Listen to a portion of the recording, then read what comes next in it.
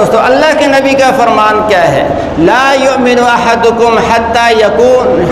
یکون ہواہ تبعا لما جئت بہ۔ میں تم میں سے کوئی آدمی اس وقت تک ایمان کے کامل درجے کو نہیں پہنچ سکتا جب تک کہ اس کی ہر خواہش اس دین کے تابع نہ ہو جائے جس کو میں لے کر آیا ہوں۔ اور آپ صلی اللہ علیہ وسلم پر ایمان کے کامل ہونے کے لیے، ایک مسلمان کے مسلمان بننے کے لیے، ایک انسان کے اسلام میں داخل ہونے کے لیے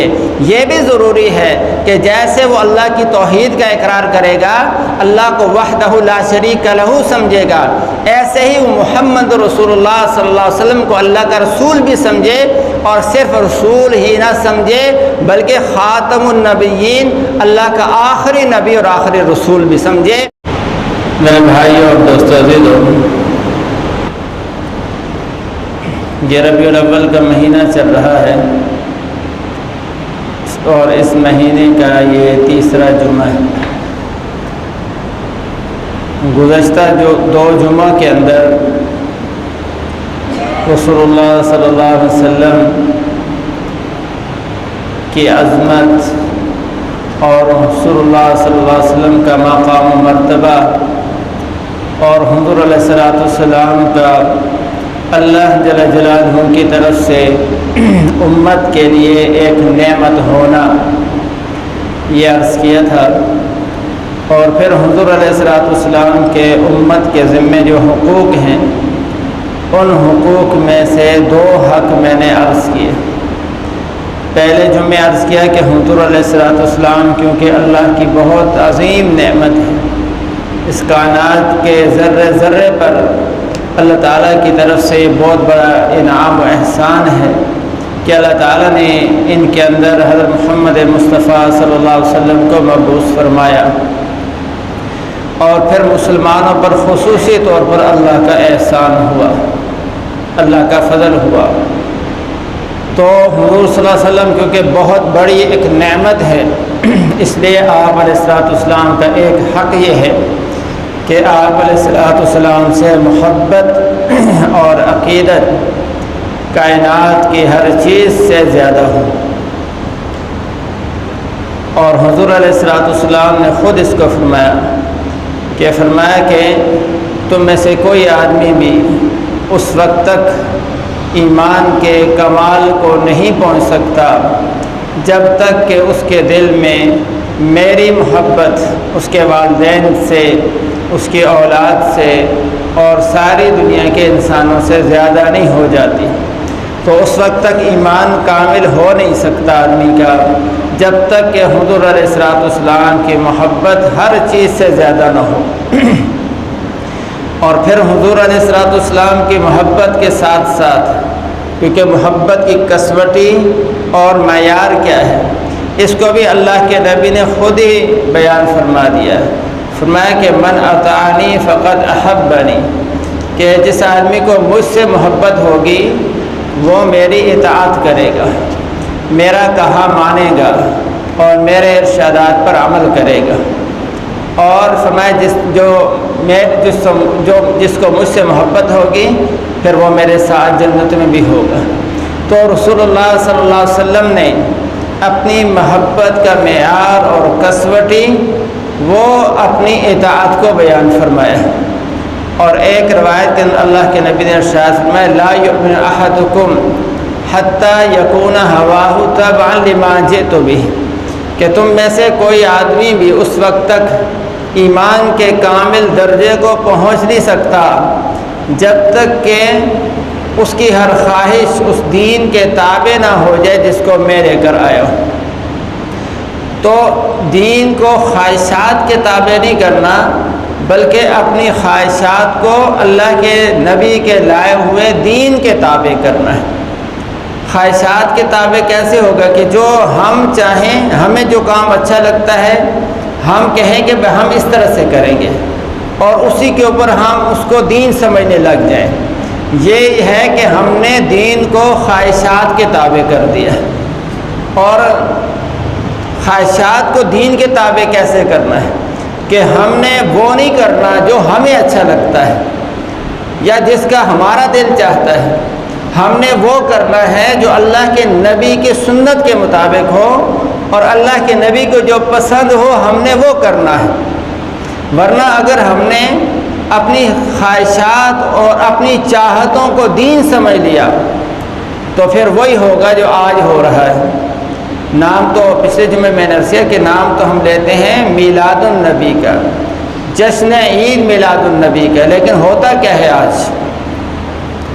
اب ہوتا کیا؟ اب اس دفعہ کی صرف ویڈیو دیکھیں، مختلف شہروں میں لاہور کے اندر منچلوں نے کیا کیا ہے، نام اس کو میلاد النبی کہہ دیا ہے۔ رقص و سرور کی مجلسیں ہوئی ہیں اور ڈانس ہوئے ہیں، اور اس کو نام دیا گیا یہ عید میلاد النبی منائی جا رہی ہے۔ اور ہندوستان کے اندر باقاعدہ ایک مولوی صاحب نے عید کی نماز پڑھائی ہے، اور اس میں جہراً قرات کی ہے، اور اس پر عید کی نماز کی طرح 2 خطبے دیے ہیں اس نے۔ تو بدعت جو ہوتی ہے نا، بدعت یہ ایک جگہ ٹھہرتی نہیں ہے، یہ ترقی کرتی جاتی ہے۔ سنت کیونکہ حضور کا عمل ہوتا ہے، وہ ایک جگہ رکا رہتا ہے۔ بدعت کے اندر ترقی ہوتی جاتی ہے، اضافہ ہوتا چلا جاتا ہے، اور ہر سال نئے سے نیا کارنامہ انجام دیا جاتا ہے۔ اور اس دفعہ عورتوں کا جلوس نکلا ہے، نام کیا ہے؟ میلاد النبی کا، اور عورتیں جلوس نکال رہی ہیں۔ اس سب کے ذمہ دار وہ مولوی ہیں جنہوں نے لوگوں کو اس کے پیچھے لگایا ہے۔ اور آج حال یہ ہو گیا ہے کہ اگر وہ علماء خود بریلوی مسلک کے مفتی اعظم کراچی کے مفتی صاحب، مفتی منیب الرحمان صاحب، انہوں نے فتویٰ دیا ہے کہ یہ سب ناجائز کر رہے ہیں، جو کچھ عید میلاد النبی کے عنوان پر کیا جا رہا ہے یہ سب ناجائز ہو رہا ہے۔ تو لیکن اب اگر وہ روکیں گے بھی تو خود کیونکہ لوگوں کو ایک جگہ تک پہنچا دیا ہے، اب لوگ رکنے کا نام لوگوں نے نہیں لینا۔ پھر اب یہ خود اگر یہ روکیں گے تو ان کو بھی وہ گستاخ کہیں گے کہ ان کے دلوں میں بھی اللہ کے نبی کی محبت نہیں ہے، اس لیے ہمیں اس سے روکا جا رہا ہے۔ تو میرے بھائی اور دوستو، اللہ کے نبی کا فرمان کیا ہے؟ لا یؤمن احدکم حتی یکون ہواہ تبعا لما جئت بہ۔ میں تم میں سے کوئی آدمی اس وقت تک ایمان کے کامل درجے کو نہیں پہنچ سکتا جب تک کہ اس کی ہر خواہش اس دین کے تابع نہ ہو جائے جس کو میں لے کر آیا ہوں۔ تو خواہشات کو اللہ کے نبی کے دین کے تابع کرنا ہے۔ یہ نہیں ہے کہ دین کو ہم خواہشات کے تابع کر دیں اور جو ہمیں اچھا لگے ہم اس کو دین سمجھنا شروع کر دیں، تو اس سے بڑی گمراہی اور کوئی نہیں ہوگی بھی۔ تو بہرحال دوسرا میں نے عرض کیا کہ حق حضور کا یہ تھا کہ حضور صلی اللہ علیہ وسلم کی اطاعت بھی ہو۔ حضور علیہ السلام نے خود فرمایا کہ کل امتی یدخلون الجنت الا من ابا۔ فرمایا میری ساری امت جنت میں جائے گی، ساری امت جنت میں جائے گی، الا من ابا، مگر وہ جنت میں نہیں جائے گا جس نے انکار کر دیا۔ جس نے جنت میں جانے سے انکار کر دیا وہ نہیں داخل ہوگا جنت میں۔ تو صحابہ نے عرض کیا من یابا یا رسول اللہ، اے اللہ کے رسول جنت میں جانے سے انکار کون کر سکتا ہے؟ حضور نے فرمایا من اطاعنی دخل الجنہ، جس نے میری اطاعت کی، میرا حکم مانا، میرے طریقے پر عمل کیا، اللہ کے نبی نے فرمایا کہ اس نے جنت میں ہو جائے گا۔ ومن عصانی فقد ابا، اور جس نے میری نافرمانی کی اس نے جنت میں جانے سے انکار کر دیا، اب وہ جنت میں نہیں جا سکتا۔ تو میرے بھائیوں اور دوستو عزیزو، حضور کا دوسرا بڑا حق یہ تھا کہ ہم حضور کی اطاعت کریں، اور صحابہ نے یہ کر کے دکھائی ہے۔ اس پر بے شمار واقعات ہیں جو پہلے جمعہ میں عرض کرتا رہا ہوں۔ آج جو میں نے عرض کرنا ہے وہ رسول اللہ صلی اللہ علیہ وسلم کا ایک بہت بڑا حق یہ ہے کہ ہم حضور علیہ السلام کو خاتم النبیین سمجھیں، آخری نبی سمجھیں۔ یہ حضور علیہ السلام کا حق ہے، اور آپ صلی اللہ علیہ وسلم پر ایمان کے کامل ہونے کے لیے، ایک مسلمان کے مسلمان بننے کے لیے، ایک انسان کے اسلام میں داخل ہونے کے لیے یہ بھی ضروری ہے کہ جیسے وہ اللہ کی توحید کا اقرار کرے گا، اللہ کو وحدہ لا شریک لہ سمجھے گا، ایسے ہی وہ محمد رسول اللہ صلی اللہ علیہ وسلم کو اللہ کا رسول بھی سمجھے، اور صرف رسول ہی نہ سمجھے بلکہ خاتم النبیین، اللہ کا آخری نبی اور آخری رسول بھی سمجھے، تب وہ مسلمان ہو سکتا ہے، اور جو اس عقیدہ ختم نبوت کے اندر تھوڑی سی بھی لچک کہیں دکھائے گا اس کا اسلام کے ساتھ کوئی تعلق نہیں ہوگا، وہ بھی دائرہ اسلام سے خارج ہو جائے گا۔ اس لیے کہ اللہ جل جلالہ نے اس کائنات کے اندر تقریباً 1,24,000 انبیاء علیہ الصلوۃ و تسلیمات بھیجے، اور انسانیت کی ابتدا ہی نبیوں سے ہوئی ہے، اور انبیاء کے سلسلے کی پہلی جو کڑی ہے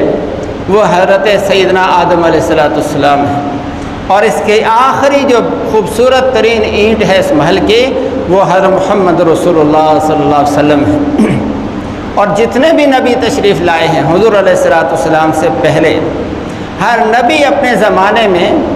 وہ مجتبی بھی ہوتے ہیں، مرتضیٰ بھی ہوتے ہیں، مصطفیٰ بھی ہوتے ہیں، اور محبوب خدا بھی ہوا کرتے ہیں۔ اللہ ہر نبی کا اپنے زمانے میں انتخاب فرمایا کرتا ہے، لیکن جتنے انبیاء علیہ الصلوۃ و تسلیمات تشریف لائے ہیں ان میں سے کسی نبی نے بھی اس بات کا دعویٰ نہیں کیا کہ میں آخری نبی ہوں اور میرے بعد کوئی نبی نہیں آئے گا۔ کسی ایک نبی نے بھی اس بات کا دعویٰ نہیں کیا، اور سارے نبیوں کی جو بعثت ہوتی رہی حضور صلی اللہ علیہ وسلم کے زمانے سے پہلے، وہ ایک علاقے کے لیے، ایک قوم کے لیے، ایک قبیلے کے لیے، ایک شہر کے لیے، ایک بستی کے لیے، اور ایک محدود زمانے تک وہ نبی ہوتے رہے ہیں، اور ان کی بعثت اپنی اپنی قوموں کی طرف ہوتی رہی۔ حضور علیہ السلام پر نازل ہونے والی مقدس ترین کتاب اور جو الکتاب ہے قرآن پاک، اس کے اندر اللہ سبحانہ و تعالیٰ نے سارے نبیوں کی دعوت کا انداز بیان کیا ہے، اور کس نبی کو ہم نے کس انداز سے بھیجا ہے اللہ نے اس کو بھی بیان فرمایا ہے۔ نوح علیہ السلام آدم کے بعد سب سے پہلے پیغمبر، تو اللہ تعالیٰ نے فرمایا وَلَقَدْ أَرْسَلْنَا نُوحًا إِلَىٰ قَوْمِهِ، کہ ہم نے نوح کو بھیجا ہے، اگرچہ عمر ان کو 950 سال دی ہے، 950 سال تو تبلیغ کی ہے انہوں نے، اور 1050 سال تک انہوں نے عمر گزاری ہے، لیکن اللہ فرماتے ہیں ہم نے ان کو ان کی قوم ہی کی طرف پیغمبر بنا کر بھیجا۔ اور جب نوح علیہ السلام کی بعثت ان کی قوم کی طرف ہوئی تو انہوں نے قوم کو جو خطاب کیا، قوم کو جو دعوت دی ہے، اس کا انداز بھی یہ تھا قال یا قوم اعبدوا اللہ ما لکم من الہ غیرہ، کہ اے میری قوم میں تمہیں اس اللہ کی طرف دعوت دے رہا ہوں، اس اللہ کی طرف بلا رہا ہوں جس کے سوا کوئی عبادت کے لائق نہیں۔ تو نوح علیہ السلام کی بعثت کا تذکرہ ہوا، ساتھ ان کو یہ بھی بتایا اللہ نے کہ ہم نے ان کو ان کی قوم میں بھیجا ہے، اور پھر ان کی دعوت کا بھی تذکرہ اللہ نے کیا کہ انہوں نے اپنی قوم کو دعوت دی ہے کہ اے میری قوم تم ایک اللہ کی عبادت کرو۔ اس کے بعد اللہ نے حضرت ہود علیہ السلام کا تذکرہ کیا، اور فرمایا وَأَرْسَلْنَا هُودًا إِلَىٰ قَوْمِهِ، ہم نے حضرت ہود کو بھی ان کی قوم کی طرف پیغمبر بنا کے بھیجا، قوم عاد کی طرف، قوم عاد کی طرف ان کے پیغمبر ہود کو پیغمبر بنا، ان کے بھائی ہود کو پیغمبر بنا کے بھیجا، اور پھر انہوں نے اپنی قوم کو جو دعوت دی اس کا انداز بھی یا قومی تھا، اے میری قوم کے لوگوں اس اللہ کی عبادت کرو جس کے بغیر کوئی پیغمبر کوئی خدا نہیں ہے۔ پھر اس کے بعد ابراہیم کا تذکرہ ہوا، تو ابراہیم علیہ السلام کی بعثت بھی ان کی قوم کی طرف ہوئی۔ حضرت شعیب کا تذکرہ ہوا تو اللہ فرماتے ہم نے شعیب کو قوم مدین کی طرف پیغمبر بنا کر بھیجا، اور انہوں نے بھی اپنی قوم کو ہی اللہ کی طرف بلایا ہے۔ حضرت موسیٰ علیہ السلام کا تذکرہ ہوا تو اللہ نے فرمایا ہم نے موسیٰ کو اور ان کے بھائی ہارون کو فرعون اور اس کی قوم کے سرداروں کی طرف پیغمبر بنا کے بھیجا ہے۔ تو حضرت موسیٰ کی بعثت بھی فرعون اور اس کے زمانے کے لوگوں کی طرف ہوئی تھی، ساری دنیا کے انسانوں کی طرف نہیں ہوئی تھی۔ اور پھر حضور علیہ السلام سے پہلے جو آخری پیغمبر ہیں حضرت عیسیٰ علیہ السلام، ان کی جب بعثت ہوئی تو حضرت عیسیٰ علیہ السلام نے بھی بنی اسرائیل کو خطاب کیا کہ اے بنی اسرائیل انی رسول اللہ علیکم، مجھے اللہ نے تمہاری طرف اپنا پیغمبر بنا کر بھیجا ہے۔ تو یہ میں عرض کر رہا ہوں کہ ہر پیغمبر کی بعثت اس کی قوم کی طرف، اپنے شہر کی طرف، اپنے علاقے میں رہنے والے لوگوں کی طرف ہوئی ہے، دوسری جگہ کی طرف بھی اس کی بعثت نہیں ہوئی تھی، اور ایک ایک وقت کے اندر اللہ نے ایک وقت میں مختلف علاقوں میں مختلف پیغمبروں کو بھیج دیا۔ ہر پیغمبر اپنے علاقے میں دین کا کام کر رہا ہے۔ کسی پیغمبر نے یہ نہیں کہا کہ میں اللہ کا آخری نبی ہوں، میرے بعد کوئی نبی نہیں آئے گا۔ لیکن جب باری حضرت محمد مصطفیٰ صلی اللہ علیہ وسلم کی آئی تو اللہ تعالیٰ نے حضور علیہ السلام سے اعلان فرمایا کہ آپ اعلان کر دیں، قل یا ایھا الناس انی رسول اللہ الیکم جمیعا، کہ اے ساری دنیا کے انسانوں، مجھے اللہ نے تمہاری طرف پیغمبر بنا کر بھیجا ہے۔ تو حضور علیہ السلام نے جو اللہ نے بھیجا تو حضور صلی اللہ علیہ وسلم اس زمانے کے لوگوں کے لیے بھی پیغمبر، اور پھر قیامت تک آنے والے جتنے انسان آئیں گے سب کے لیے پیغمبر اللہ نے حضور علیہ السلام کو بنایا۔ ہر نبی نے اپنی قوم کو خطاب کیا، لیکن جب باری حضور کی آتی ہے تو خطاب کا انداز بدل کے یا ایھا الناس کا خطاب لگایا کہ اے انسانوں، اے ساری دنیا کے انسانوں میں تمہاری طرف پیغمبر بنا کے بھیجا گیا۔ اور پھر کسی نبی نے بھی یہ نہیں کہا کہ مجھے جو اللہ نے دین عطا فرمایا ہے یہ کامل اور مکمل دین ہو گیا، اس کے اندر کسی کی گنجائش نہیں۔ لیکن حضور علیہ السلام نے خود حجۃ الوداع کے موقع پر میدان عرفات کے اندر جمعے کے دن عصر کی نماز کے بعد جو آپ علیہ السلام پر آیت نازل ہوئی، اللہ سبحانہ و تعالیٰ نے اس کے اندر اعلان فرما دیا، الیوم اکملت لکم دینکم واتممت علیکم نعمتی ورضیت لکم الاسلام دینا، کہ ہم نے آج تمہارے لیے دین کو مکمل کر دیا ہے، اسلام کو تمہارے لیے بطور دین کے پسند کر دیا ہے، اور اب تمہارے اوپر اپنی نعمت کو ہم نے کامل اور مکمل کر دیا ہے۔ تو رسول اللہ صلی اللہ علیہ وسلم پر جو دین نازل ہوا یہ دین بھی مکمل اور کامل نازل ہوا، اور اس کی تکمیل کا اعلان بھی حجۃ الوداع کے موقع پر اللہ نے حضور سے کروا دیا۔ تو ان ساری باتوں سے کیا معلوم ہے کہ رسول اللہ صلی اللہ علیہ وسلم اللہ کے آخری نبی، عالمی نبی بھی ہیں اور اللہ کے آخری نبی بھی ہیں۔ قرآن کی 100 آیات کے اندر اللہ جل جلالہ نے حضور علیہ السلام کا آخری نبی ہونا بیان فرمایا، اور اللہ کے نبی خود اللہ کے نبی نے 210 احادیث کے اندر اپنا آخری نبی ہونا اللہ کے نبی نے بیان فرمایا۔ تو ختم نبوت کا جو عقیدہ ہے،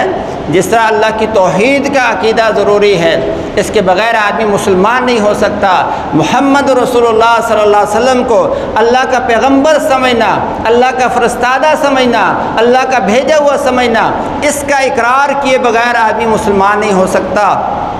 اسی طرح سے رسول اللہ صلی اللہ علیہ وسلم کو اللہ کا آخری پیغمبر سمجھے بغیر بھی ایمان کامل نہیں ہو سکتا، ایمان مکمل نہیں ہو سکتا، مسلمان ہی نہیں ہو سکتا۔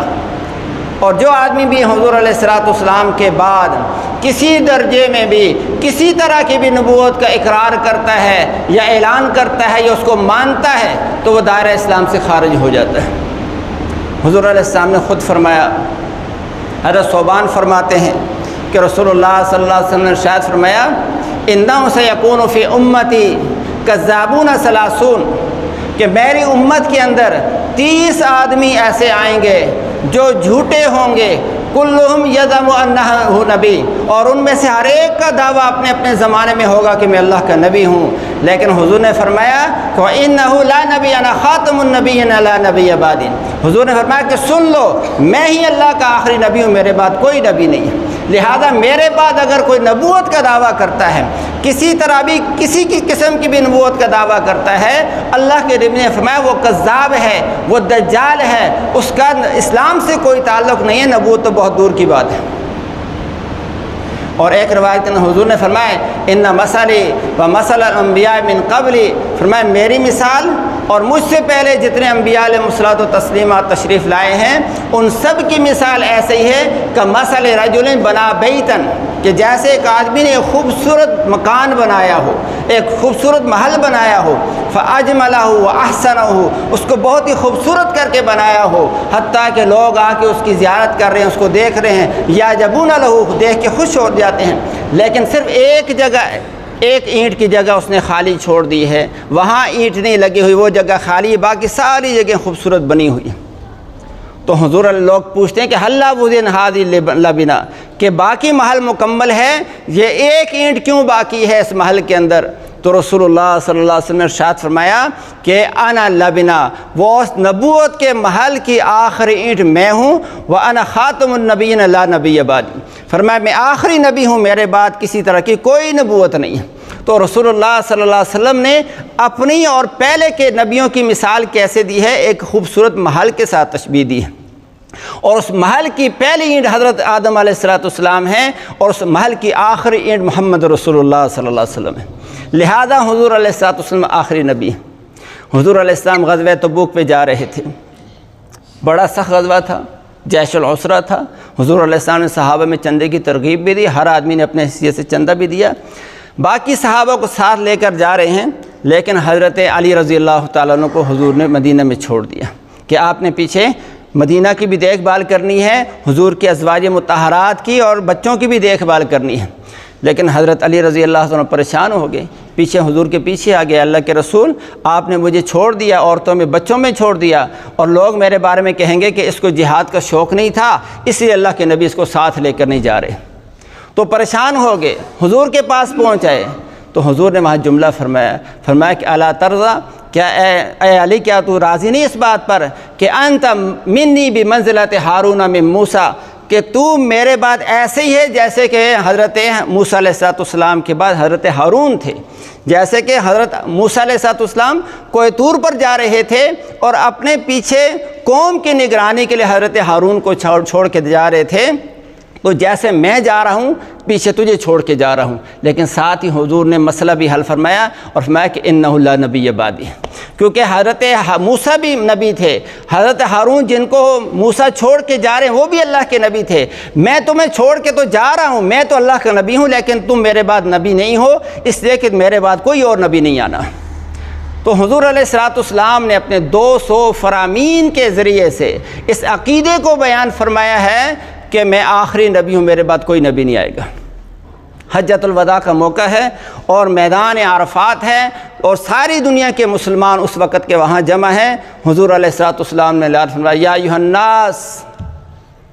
انہ لا نبی بعدی، اے لوگو میں آخری نبی ہوں، میرے بعد کوئی نبی نہیں۔ وانتم آخر الامم ولا امت بعدکم، اور تم آخری امت ہو، تمہارے بعد کوئی اور امت نہیں آنی۔ تو یہ امت حضور کی امت آخری نبی، اور حضور علیہ السلام اس کے آخری پیغمبر ہیں۔ یہ امت آخری امت اور حضور آخری پیغمبر ہیں۔ تو اس لیے میرے بھائی اور دوستو عزیزو، یہ آج کا جمعہ اس لیے ہے کہ ستمبر ہی کے اندر 1974 کے اندر، ستمبر ہی کے اندر 7 ستمبر کو قادیانیوں کو کافر قرار دیا گیا تھا، اور اس کی یاد دہانی ضروری ہوتی ہے، اس لیے کہ ختم نبوت کا عقیدہ جو ہے یہ اسلام کے بنیادی عقائد میں سے ہے، اور قادیانیوں کو غیر مسلم قرار دینا اور اس کو سمجھنا یہ انتہائی ضروری ہے، اس لیے کہ وہ اس کا تذکرہ بھی کرنا ضروری ہے، مسلمانوں کو یاد کرانا بھی ضروری ہوتا ہے۔ اس لیے کہ بعض اوقات سادہ لوگ مسلمانوں کو بڑا دھوکہ دیتے ہیں، وہ یہ کہتے ہیں کہ دیکھو ہمارا قرآن بھی یہی ہے، تمہارا قرآن ہے، اور ہم بھی اپنی عبادت گاہ کا نام مسجد رکھتے ہیں، ہم کلمہ بھی یہی والا لا الہ الا اللہ محمد رسول اللہ پڑھتے ہیں، اور صحابہ پر بھی ایمان رکھتے ہیں، حضور کے ازواج پر بھی ایمان رکھتے ہیں، ساری چیزوں پر ہم ایمان رکھتے ہیں، ہماری اذان بھی وہی جو تمہاری اذان، ہمارا کلمہ وہی جو تمہارا کلمہ، پھر تم مسلمان اور ہم غیر مسلم کیسے ہو سکتے ہیں؟ تو یہ ان کا دعویٰ ہوتا ہے، اور اس کے اندر بڑا دھوکہ دیتے ہیں۔ اس کو سمجھنا چاہیے۔ حضور علیہ السلام کی زمانے میں، آپ صلی اللہ علیہ وسلم کے آخری عمر کے آخری حصے میں، یمامہ کے اندر مسیلمہ تھا،